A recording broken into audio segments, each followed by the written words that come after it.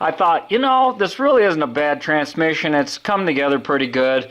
I took the case and the gear stack and a bunch of side covers and a bunch of stuff and took them to work. We got a nice solvent tank there, and you want to have this stuff as clean as you possibly can. So I did some scrubbing and got it cleaned out. It's got a lot of garage dust that's been sitting around for so long. I think I might entitle this segment and call this a 410 shotgun tranny, because that's an easy way to remember it.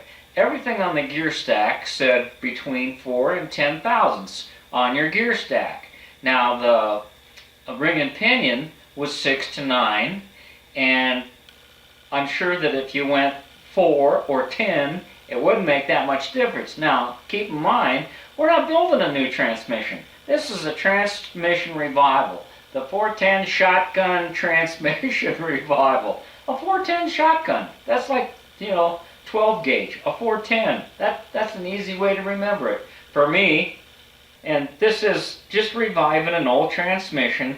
All the seals were shot in this thing. I mean, it would have needed axle, you know, flange seals. It needed the front, actually the main shaft where it goes into the engine, where it comes out. That seal, I had a devil of a time getting it out, and I just felt obligated. I better post this up. It seemed like it was getting kind of embarrassing, all the roadblocks. But this being one of those transition year trannies, even the clutch didn't seem to work out.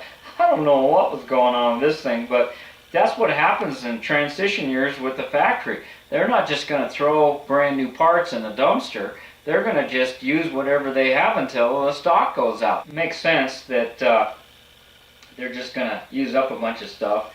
So anyhow, that's where we're at.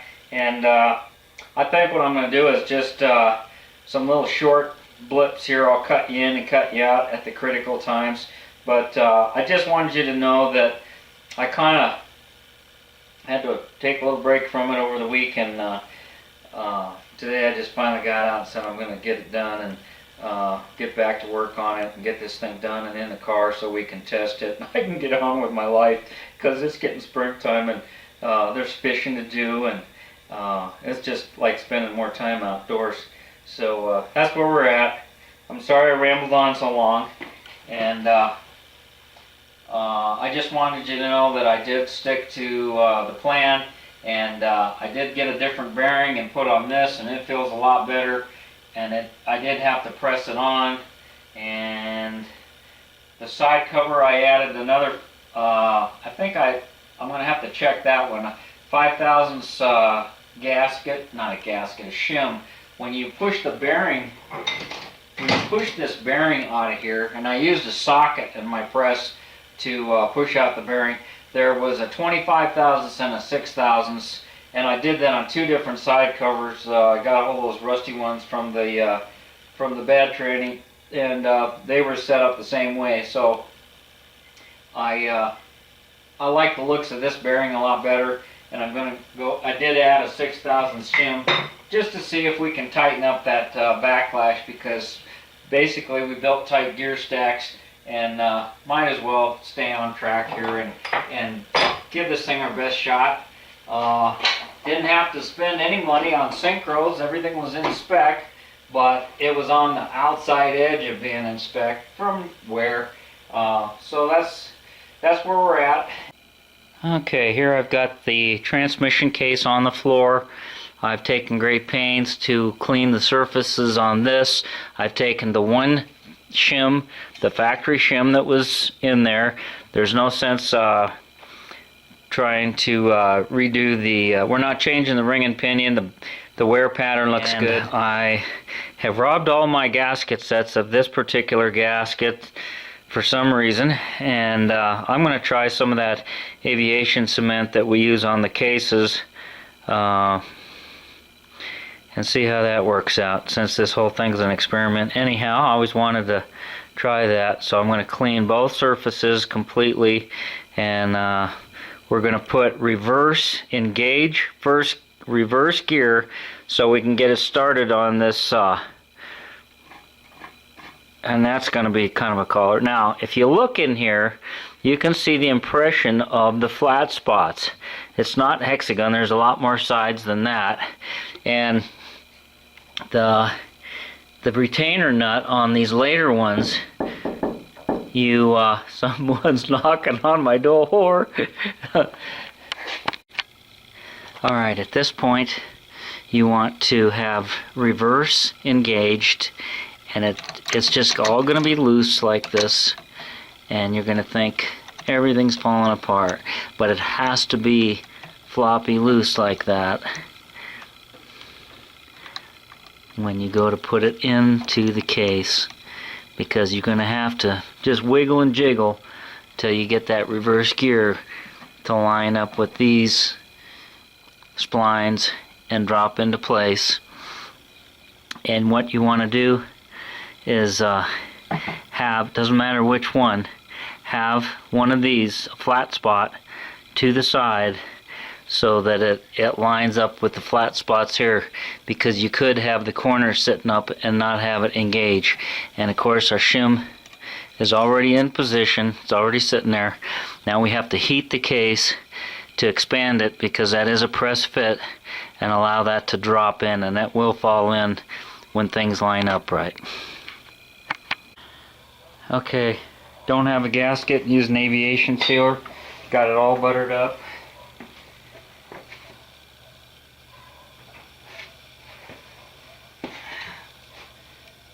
And I just have to watch that reverse gear. Take one last look, make sure that pinion nut is where we want it to be.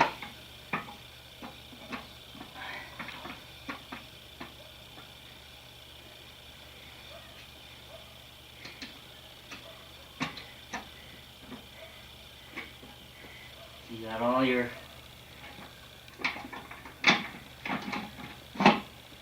Alright. Now just take a propane torch.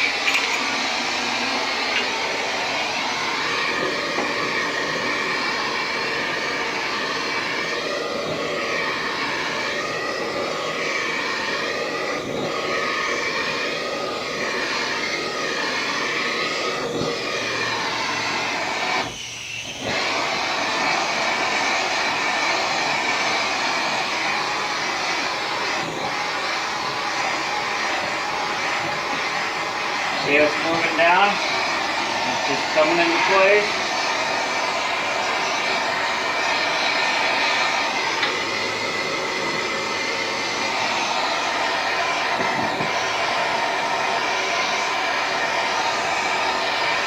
Okay.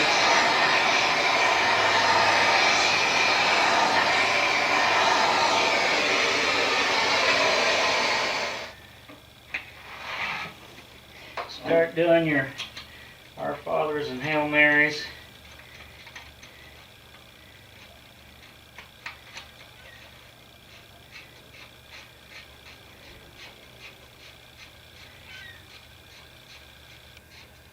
If you don't get those flat sides of that retaining nut, you'll never get it to come together like this.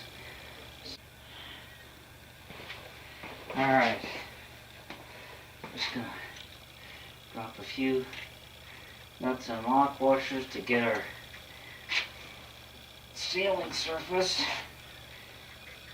going. Probably every other one. These are your 13mm nuts, so they'll tighten to 18 pounds. Now we're going to take our socket,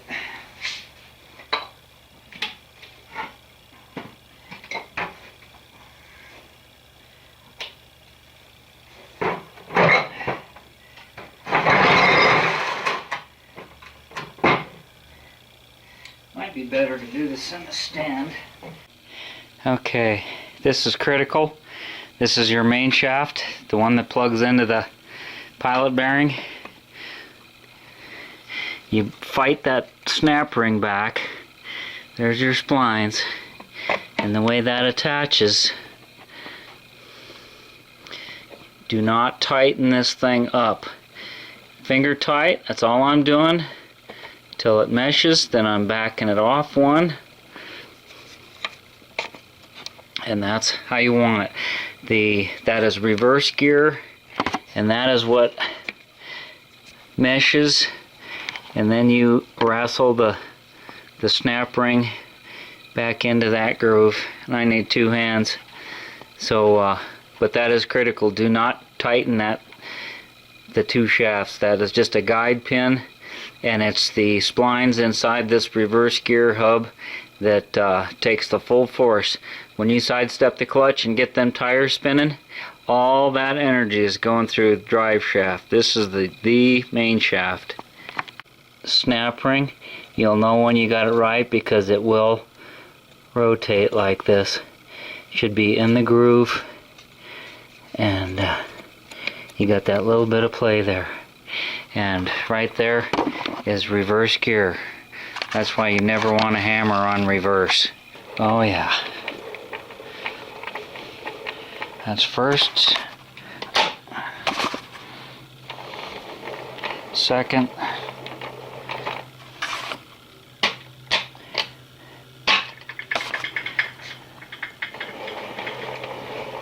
third, fourth. So always check it as you go, just like when you're building an engine. You know, you gotta feel things, feel your way along. If you feel resistance, stop and find out why. This thing's going together pretty good. I'm gonna throw the differential in and check my backlash since I made a change, and turn it back on. Alright, if you'll recall from a previous video, when I was checking that backlash, you could hear that clunking back and forth with the grease. I know that was pretty close to being in spec, which is between 6 and 9 thousandths. I'm not even going to try to measure it. Everything says, you know, we tried to go to the minimum side of the specification. I added a 6 thousandths shim under the bearing on this side to capture that, and I'm not sure if you can hear this, but let me see if I can feel it. It sure isn't clunking, and it turns real easy all the way around. I left my seals out.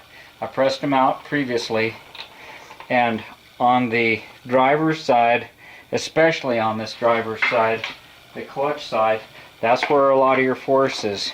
And on this, don't forget to add your clutch shaft. I just wanted to get this measured up for sure.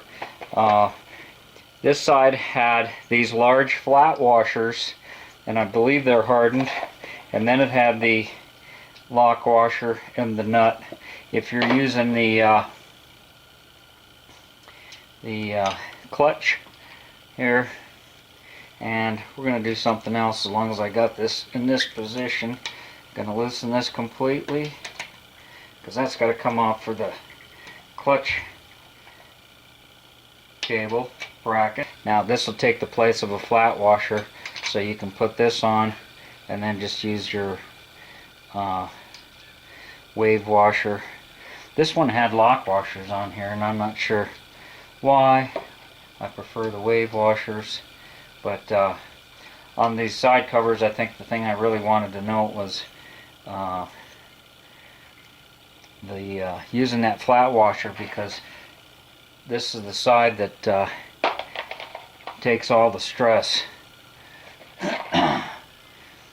This is where your ring gear is trying to come out the side of the transmission, and it's real easy. I'll put my seals in here now. I'll put a bunch of lubricant down there, and then put my seals in. I don't remember the torque spec. I believe it's 18. Anytime you see a 13 millimeter nut, it's usually 18. and use a crisscross pattern when you get down to the final tightening. I'm just snugging them up here. Alright, moving right along. Thanks for watching. Thanks for subbing. EZGZ out.